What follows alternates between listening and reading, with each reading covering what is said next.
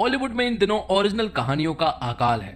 इसका अंदाजा ढेरों की तादाद में बन रही रीमेक और सीक्वल फिल्मों से लगाया जा सकता है। वरुण धवन की मुख्य भूमिका वाली बेबी जॉन भी अच्छी मौलिक कहानियों के इसी सूखे का नतीजा है, जो ब्लॉकबस्टर तमिल फिल्म थेरी का रीमेक है। साल 2016 में आई इटली की थेरी ने हिंदी पट्टी में थालापति विजय की साख मजबूत की थी। यह फिल्म यूट्यूब पर और दूसरे OTT प्लेटफॉर्म पर हिंदी डबिंग के साथ मौजूद है। ऐसे में करीब 10 साल बाद इस कहानी को क्रिसमस के मौके पर धूम धड़ाके से इटली की प्रोडक्शन कंपनी ने ही बॉलीवुड में उतारा है, पर कुछ तो नया होना चाहिए था। तो आइए दोस्तों, बेबी जॉन मूवी को एक्सप्लेन करते हैं। वीडियो अगर अच्छा लगे तो वीडियो को लाइक करके चैनल को सब्सक्राइब जरूर कीजिएगा, ताकि आपको इसी तरह के लेटेस्ट और फ्रेश कंटेंट मिलते रहे। तो फिल्म की शुरुआत होती है कुछ खूंखार विलन से, जो कि लड़कियों को किडनैप करके दूसरी कंट्रियों में बेच दिया करते हैं। ये काम उनका बहुत ही तेजी से चल रहा था और आए दिन लड़कियों की स्मगलिंग होती जा रही थी। लेकिन एक दिन अचानक से इसकी खबर एक पुलिस इंस्पेक्टर को पड़ जाती है। जब वो उनके अड्डे पर आता है तो मालूम चलता है कि उसकी खुद बेटी भी किडनैप हो चुकी है, और अगर उसने कुछ एक्शन लिया तो उसकी बेटी को भी दूसरी कंट्री भेज दिया जाएगा। फिर ना चाहते हुए भी वो पुलिस इंस्पेक्टर कुछ नहीं कर पाता है और उसे भी इन विलनों के साथ काम करना पड़ता है। जिसके बाद सीन शिफ्ट होता है केरल की तरफ, जहां पर कि हम जॉन और उसकी बेटी खुशी को देख पाते हैं। बेबी जॉन अपनी बेटी खुशी और अपने दोस्त सेवक राम के साथ रहता है। वो यहाँ पर बहुत ही आम जिंदगी जी रहा है, वॉयलेंस से एकदम दूर, किसी से भी कोई भी लेना देना नहीं है। और बेबी जॉन अपनी बेटी खुशी से बहुत ही ज्यादा प्यार करता है। लेकिन खुशी को ऐसा लगता है कि शायद बेबी जॉन एक डरपोक पिता है, और जॉन जब हर रोज अपनी बेटी खुशी को स्कूल छोड़ने के लिए जाता है तो वो हमेशा लेट हो जाया करती है। इसलिए खुशी अपनी टीचर तारा को हमेशा कुछ न कुछ उल्टे सीधे बहाने बताती रहती है। साथ ही हमें ये बात भी मालूम चलता है कि जॉन की एक बेकरी है और वो काफी अच्छी खासी भी चल रही है। एक दिन मालूम चलता है कि जॉन की बेटी खुशी को एक लड़के ने थप्पड़ मार दिया था। तो जॉन अपनी बेटी खुशी को समझाता है कि जब कोई आपको थप्पड़ मारे तो आप भी उसे पलटकर थप्पड़ मार सकते हैं। तो खुशी ने भी उसे बुरी तरह से मारा था।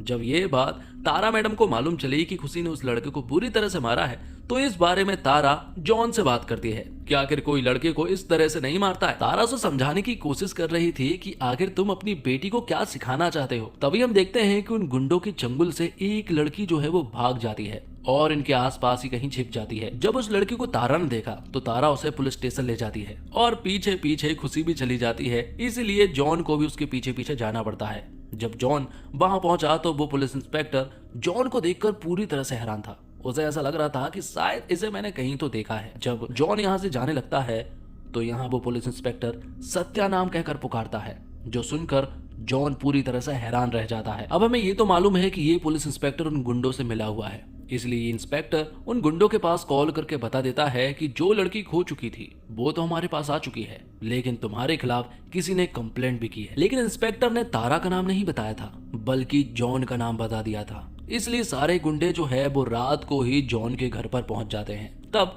तारा भी यहीं पर मौजूद थी। तो जॉन के साथ राम सेवक, तारा, उसकी बेटी खुशी और उसका कुत्ता यहीं पर मौजूद थे। जॉन उनसे माफी मांग रहा था कि शायद उनसे बहुत बड़ी गलती हो गई है, क्योंकि उसने तो कुछ किया ही नहीं है। लेकिन वो गुंडा यहाँ पर जॉन से कहता है कि वो तुझे बुरी तरह से मारेंगे और साथ ही तेरी बेटी को भी जान से मार डालेंगे।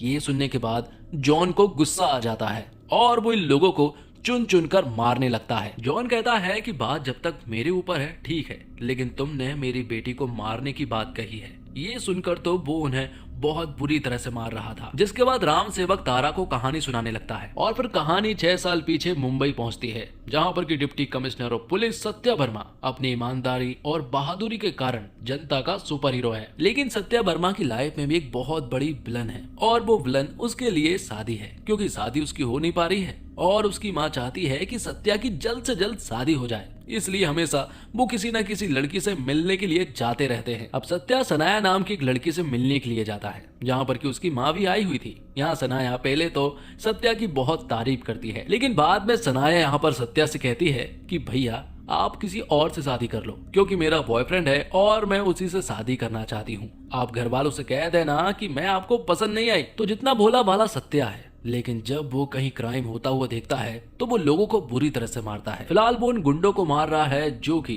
बच्चों को फुटपाथ पर भीख मांगने के लिए छोड़ देते हैं। बाद में बोले पुलिस स्टेशन भी ले जाता है। उसका इलाज मीरा नाम की एक डॉक्टर करती है। डॉक्टर यहाँ पर जब इन लड़कों को देखती है कि इन्हें तो बुरी तरह से मारा गया है, तो वो तुरंत ही सत्या को अपने पास बुलाती है वो उसे बहुत सुनाती है। वो उससे कहती है कि कोई भला इस तरह से किसी को मारता है क्या? भले ही तुम पुलिस वाले हो, लेकिन इस तरह से नहीं मारना चाहिए। लेकिन जब सत्या मीरा को सच्चाई बताता है तो मीरा भी उन पर कोई रहम नहीं करती है और इसी कारण उनके बीच दोस्ती हो चुकी थी और आज रात वो लोग मिलने भी वाले थे। तो अब धीरे धीरे वो दोनों एक दूसरे के साथ काफी सारा टाइम स्पेंड करने लगे थे और एक दूसरे को पसंद भी करने लगे थे। जिसके बाद नाना नाम के एक दबंग गुंडे को दिखाया जाता है जिससे पॉलिटिशियन, पुलिस, बहुत बड़े बड़े मिनिस्टर सभी लोग बुरी तरह से डरते हैं। इन सबको तो नाना अपने जेब में लेकर घूमता है। उसका एक बेटा भी है जो कि काफी ज्यादा अय्यास है और हमेशा वो कुछ ना कुछ क्राइम करता ही रहता है और लड़कियों को स्मगल करने का जो धंधा है वो सारा धंधा नाना का ही है। अब क्योंकि मीरा और सत्या एक दूसरे से प्यार करने लगे थे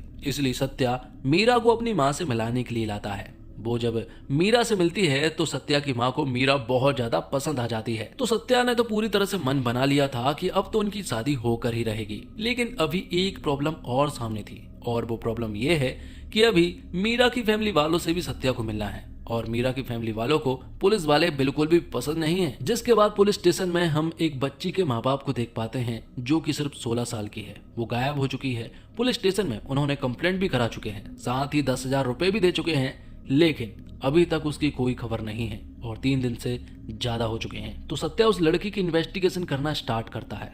सीसीटीवी फुटेज के द्वारा मालूम चलता है कि वो लड़की स्कूल से घर वापस तो जा रही थी लेकिन वो घर नहीं पहुंच पाई। स्कूल और घर के बीच में ही घना जंगल पड़ता है। उसी जंगल में कुछ लड़कों ने उसका रेप कर दिया था और उसे बुरी तरह से जला भी दिया था।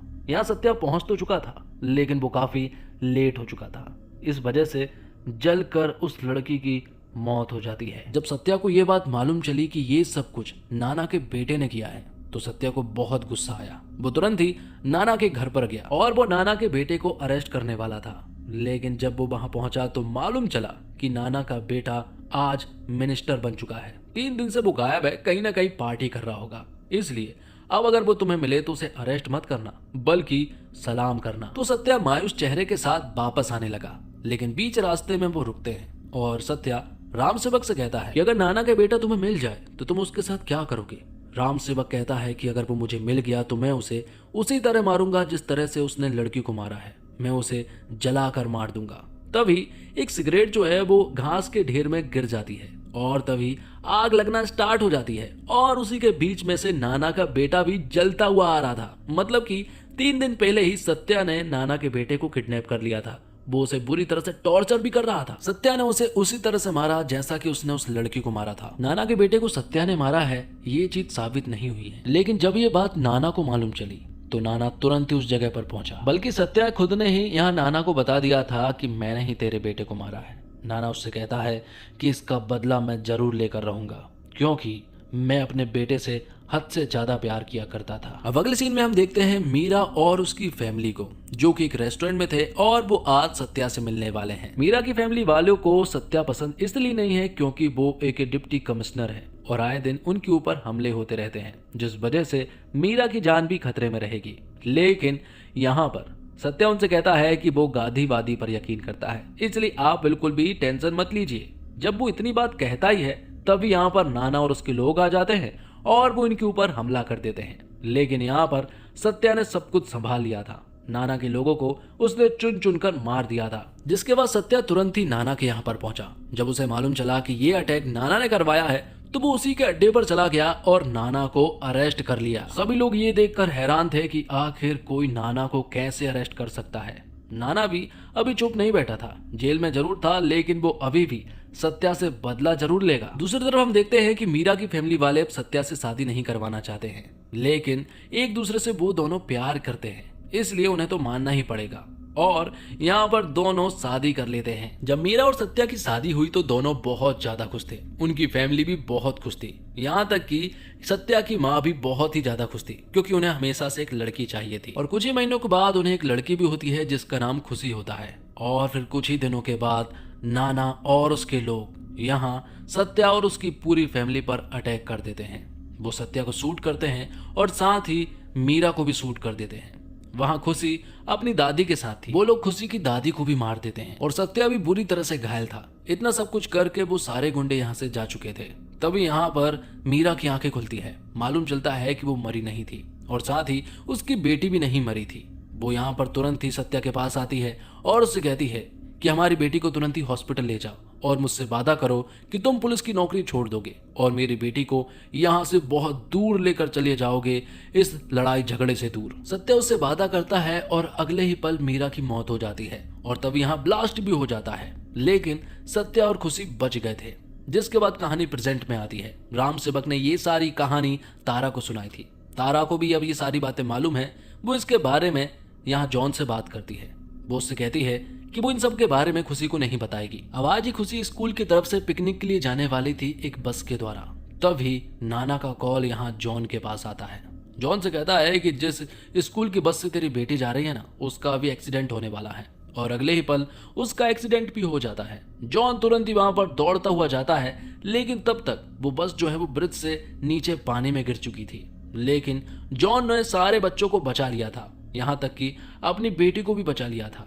लेकिन अब वो समझ गया था कि सत्या को वापस आना पड़ेगा, क्योंकि अगर नाना की वजह से उसकी बेटी की जान खतरे में है तो वो इस तरह से हादसे करवाता रहेगा और इस वजह से कई सारे बेगुनाहों की जान जाएगी। इसलिए जॉन समझ गया है कि अब किसी भी हालत में सत्या को तो वापस लाना ही पड़ेगा और इन सबको मजा चखाना ही पड़ेगा, वरना ये लोग हमें और हमारी फैमिली को जीने नहीं देंगे। तो जॉन अब पूरी तरह से सत्या बन जाता है, बिल्कुल पुराने पुलिस वाले की तरह, और तुरंत ही पुलिस स्टेशन जाता है। सबसे पहले उस पुलिस इंस्पेक्टर के पास जाता है जिसने नाना की मदद की थी यहाँ सत्या की फैमिली को मारने के लिए। सत्या उसके पास जाता है और उसे बुरी तरह से मारता है। जब इन सब के बारे में नाना को मालूम चला तो नाना ने भी प्लानिंग बनाना स्टार्ट कर दिया था। उसका एक भाई भी था जो कि एक बहुत बड़ी कंस्ट्रक्शन साइट में था, लेकिन आए दिन वहां भी अक्सर लोगों की मौत होती रहती है और इसका कोई भी जवाब नहीं दे पाया है। जब इसके बारे में सत्या को मालूम चला तो सत्या तुरंत ही उस कंस्ट्रक्शन साइट पर जाने लगा, लेकिन मालूम चलता है कि ये सब कुछ नाना की एक प्लानिंग है। वो सत्या को वहां पर बुलाना चाहता है ताकि वो सत्या को वहीं पर जान से मार सके। तो सत्या वहां पर पहुंचकर इन लोगों को बुरी तरह से मारने लगता है। यहाँ पर नाना को तो ऐसा लगा था कि शायद सत्या यहीं पर मारा जाएगा, लेकिन सत्या यहाँ पर नाना के भाई को भी बुरी तरह से मार डालता है। लेकिन नाना का प्लान भी अभी भी मौजूद था, क्योंकि सत्या जब यहाँ पर फाइट कर रहा था वहां दूसरी तरफ सत्या के घर पर नाना के लोग पहुंच चुके थे। वह राम सेवक और तारा मौजूद थे, लेकिन वो लोग उनका सामना नहीं कर पाते हैं। वो बहुत देर तक लड़ते जरूर हैं, लेकिन नाना ने यहाँ खुशी और तारा को अपने साथ लेकर चले गए थे और उन्हें भी उसी कंटेनर में कैद कर दिया था जहां पर कि अब ये सारी लड़कियों को फॉरेन भेजा जाना था। अब नाना तुरंत ही सत्या के पास कॉल करता है। वो उसे बताता है कि तूने मेरे भाई को मार दिया है, बहुत अच्छा किया, लेकिन अब तेरी बेटी को भी मैं मारने वाला हूँ। या फिर तू उसे बचाना चाहता है या फिर दूसरी कंट्री भेजे जाने से रोकना चाहता है तो तुरंत ही यहाँ पर आ जा। जब ये बात सत्या को मालूम चली तो सत्या तुरंत ही उस जगह पर पहुंच गया। शुरुआत में तो उसने बहुत सारे लोगों को मार गिराया, लेकिन आखिर में नाना ने उसे उल्टा टांग दिया और नाना के लोग उसे पूरी तरह से मारने लगे थे। लेकिन सत्या को भी ये भी नहीं मालूम है कि खुशी और बाकी लड़कियां किस कंटेनर में है। जब उसे ये बात मालूम चली कि वो किस कंटेनर में है तो सत्या यहाँ पर उठा और इन लोगों से फिर से फाइट करना स्टार्ट कर दिया। नाना के बहुत सारे लोग थे, लेकिन सत्या ने लोगों को चुन चुन कर मार गिराया था और आखिर में जिस कंटेनर में लड़कियां कैद थी उन सारी लड़कियों को सत्या ने उस कंटेनर से भी निकाल लिया था।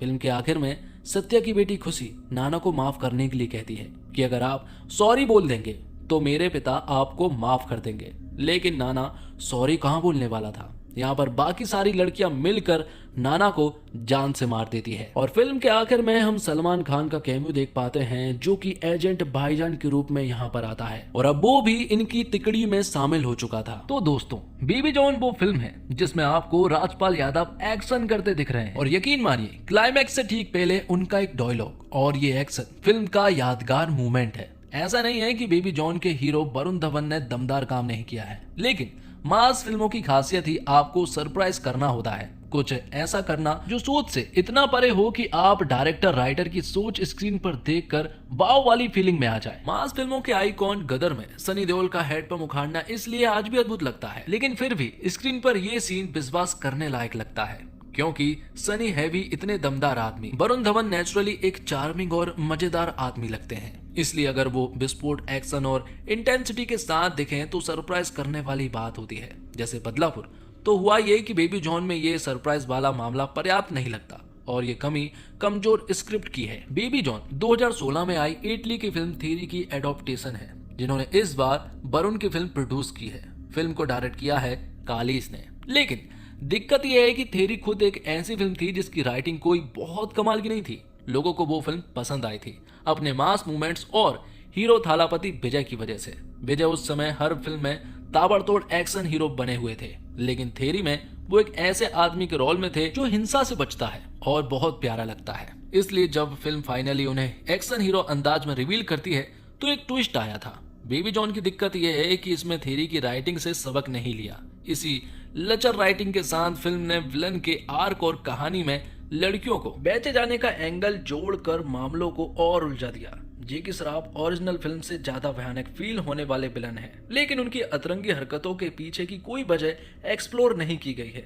जो उनके किरदार को बस एक सोपीस विलन बनाती है। बमिका गब्बी के किरदार को मेकर्स ने एक ऐसा ट्विस्ट दिया जो फिल्म में काम नहीं आता। लेकिन अब बासी चावल को नाश्ते में खाना है तो फ्राई करने के लिए कुछ ना कुछ आउट ऑफ सिलेबस चीज से तड़का तो मारना पड़ेगा। फ्लैशबैक की स्टोरी में कीर्ति सुरेश से आप नजरें नहीं हटा पाएंगे, मगर ट्रीटमेंट का कमाल ऐसा है कि उनके किरदार में भी थिएटर से बाहर निकलकर याद रखने लायक कुछ खास नजर नहीं आता। वरुण धवन एक्शन में एफर्टलेस लगते हैं, उनका चार्म भी स्क्रीन पर काम करता है, लेकिन उनके किरदार में वजन कम लगता है।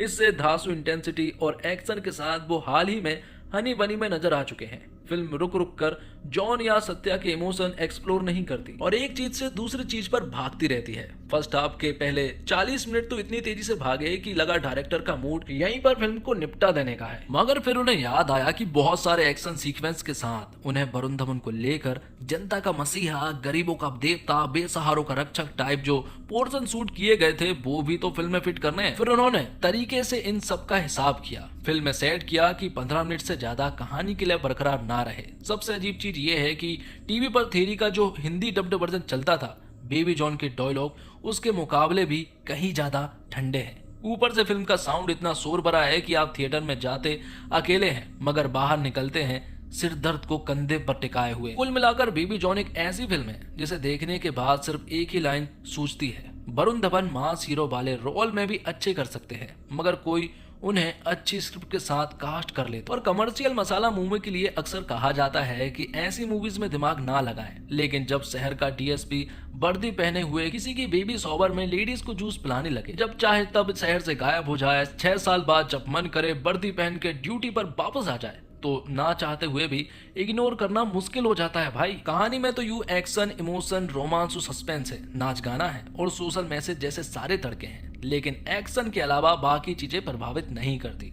चाइल्ड ट्रैफिकिंग जैसे संवेदनशील विषय को भी जिस तरह फिल्माया गया है, वह एकाध सीन के अलावा मन को भिगो नहीं पाता। हाँ, आर्ट एक्शन डायरेक्टर के मेल से तैयार किया गया एक्शन दमदार है, हालांकि कुछ सीन इतने विभत्स और हिंसक भी हैं जो क्रिसमस के त्योहार का मूड खराब कर सकते हैं। एक्टिंग की बात करें तो कीर्ति सुरेश खूबसूरत लगती है, बमिका गब्बी प्रभावित करती है, पर उनके किरदार को और एक्सप्लोर किया जाना चाहिए था। चाइल्ड आर्टिस्ट जारा अपनी मासूमियत से दिल जीत लेती है, जबकि रामपाल यादव अपने मोनोलॉग और आखिरी सीन में तालियां बटोर ले जाते हैं। अब अगर हीरो वरुण धवन की फिल्म में तालियां सहयोगी कलाकार राजपाल यादव के लिए बज रहे हैं, तो जाहिर है वरुण धवन को अपनी एक्टिंग पर और मेहनत करने की जरूरत है। उनके सारे गुड लुक्स, स्वैग, जेकी श्रॉफ भी कैरी कैचर वाले विलन में टाइप कास्ट होते जा रहे हैं। एक्शन और सिनेमेटोग्राफी फिल्म को मजबूत बनाते हैं, जबकि थमन गानों में यादगार वाली बात नहीं है। हालांकि टाइटल ट्रैक नैन मटक का गाना चर्चित हो चुका है। और इसी के साथ ये वीडियो यहीं पर समाप्त हो जाता है।